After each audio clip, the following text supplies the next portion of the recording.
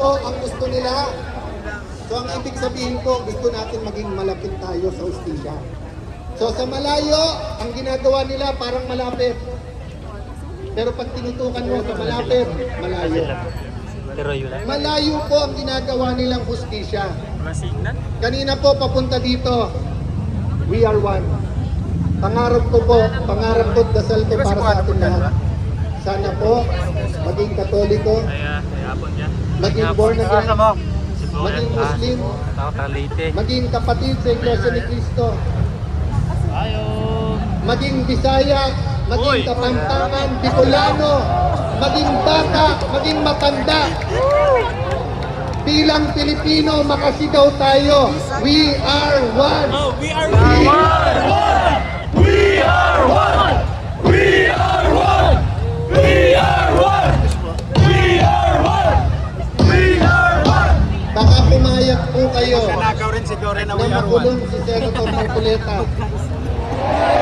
na hindi narinig ng bansa na karamihan kung hindi tayo lahat ay sumisigaw ng we are one. Okay lang po. Pagkatapos po ni Senator Marcoleta, isa-isay na po kami. Kasi ngayon po, dalawa na po ang nawawala sa kasamahan namin. Sinasabihan na si Senator Bongo, lalabas na warrant mo. So 21 na lang. Sinasabihan na si Senator Marcoleta, ikaw na susunod, ngayon din to. O din, ilan na lang yon? 4, 20 na lang. O, sabi ng ombudsman, maaring 2, 3 senador. 13 na po sila. So yun yung hangarin, nasa 13, pwede na nila convict ang isang impeachable na officer.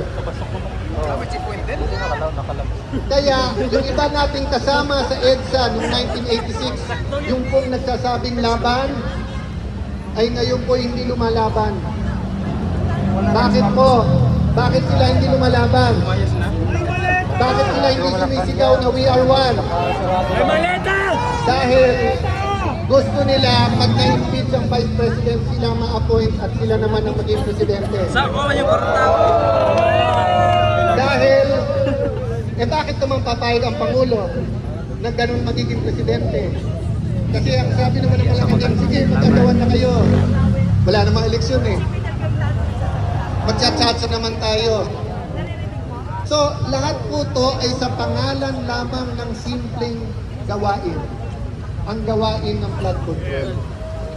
Kung wala naman pong flood control, normal po ang ating politika. Normal po, pwede natin sabihin we are one, pero ikaw dilaw, eto puti, eto itim, eto rainbow. Pwede naman po natin sabihin magkakasama tayo eh. Pero bakit po madugo ang labanan ngayon? Dahil iniisip po nung iba, lamunin na natin yung pagnanakaw. Pag tayo naman naging presidente, palitan natin lahat yan. Hindi po mangyayari, kapatid. Kasi pag nadumisan ka na at kasama ka na sa cover up, wala ka ng choice, itutuloy-tuloy mo na ang pananakit. Itutuloy-tuloy mo na yung selective justice. Baon ka na, hawak ka na nila. Yun po ang problema natin kay Kadante. Hindi natin po problema na makukulong siya. Ang problema natin, hindi siya mahawakan. Ang problema natin, hindi siya madidiktahan.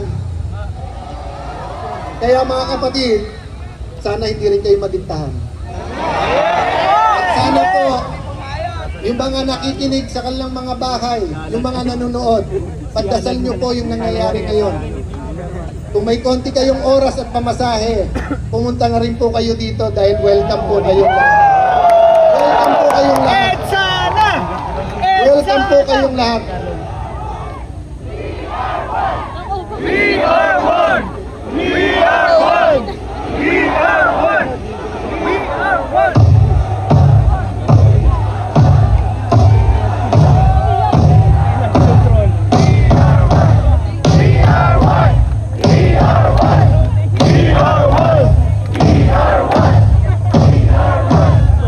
Yung mga nabasa kanina, yung mga papawisan, pag uwi nyo yung t-shirt na to, lalaban nyo, di ba? You will wash it. Pero tingnan yung t-shirt. They want it washed away. Siguro last na po to. Yung mga kasing edad ko at mas matanda, hindi ko alam kung naalala nyo pa yung commercial ng 1980s. Meron pong commercial sa TV kasi nga ang mga tao dumadami na noon sa Metro Manila. Marami po nagtatapon ng basura. Naglabas po ng gobyerno ng commercial. Ang basurang tinapon nyo, babalik din sa inyo. So kapag ikaw ay public official at may desisyon ka at question ng tao, katulad ng ginagawa nyo ngayon, katulad ng ginawa nyo sa Malawakan yung rally, nung nanawagan kayo ng pagkakaisa, nanawagan kayong pakinggan kayo, dalawa lang po ang pwedeng gawin ng public official. Una, mag-reflect, makinig. O nga naman, baka tama sila. Baka nga selective justice, ayusin natin to. Pero pangalawa, double down.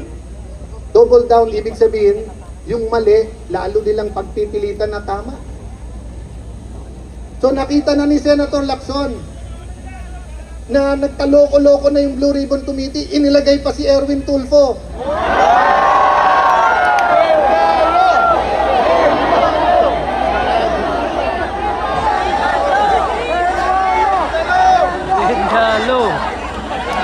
Tapos sabi ni Erwin Tulfo, nung siya po ay pinagbintangan ng 18 ex-Marines, huwag kayong mag-alala mga kababayan.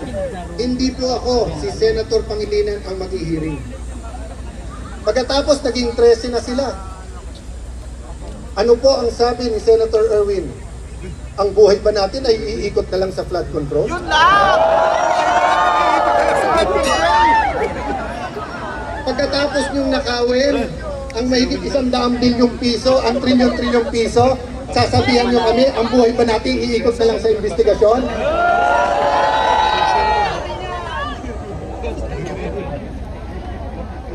Pero hindi pa ho natuwa dun eh. Huwag na tayong mag-imbestiga. Pero lahat ng manggugulo, ikulong natin yan. Si Marcoleta ang kulit, ikulong natin yan. So, kaya po tayo nandito. Wala pong pupuntahan itong ginagawa natin. Mga kapatid, tingin niyo po ba nagbago na?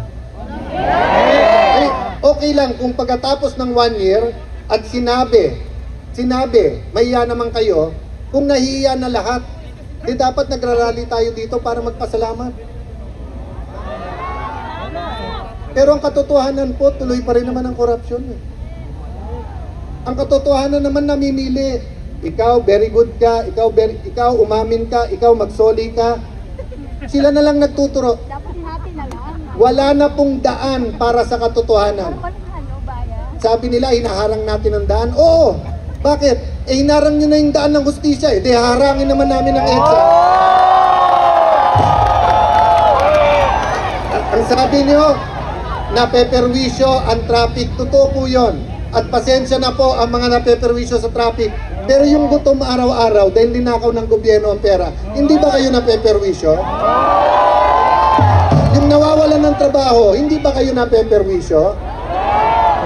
Huwag nyo po kaming, iwanan ko po sa inyo mga kapatid, huwag nyo po kaming alalahanin.